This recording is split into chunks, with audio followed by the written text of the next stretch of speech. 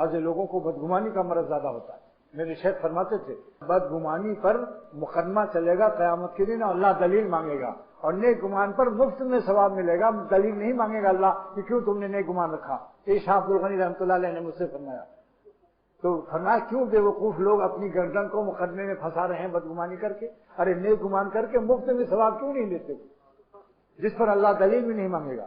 کیونکہ ظنوا بالمؤمنین خیرا حکم ہے حضور صلی اللہ علیہ وسلم کا کہ ہر مومن کے ساتھ نیک گمان رکھو. تو ہم تو حکم کی پابندی کر رہے ہیں. اللہ یہ نہیں پوچھے گا نیک گمان کیوں رکھا، بدگمانی کو پوچھے گا بلا دلیل شرعی کیوں بدگمانی. ایک جنگل میں بزرگ تھے، وہ کہہ رہے تھے نہ تو میرا رب نہ میں تیرا کہنا نہیں مانوں گا، میں نہ تیرا بندہ نہ تو میرا رب. ایک مفتی صاحب جا رہے تھے، کہا او کافر.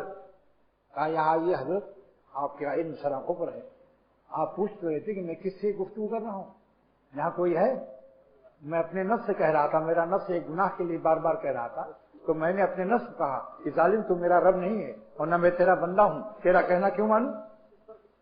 مفتی صاحب نے کہا بھائی معاف کر دینا، میں ندامت کے ساتھ معذرت خواہ ہوں، نیک گمان میں فائدہ ہی فائدہ ہے.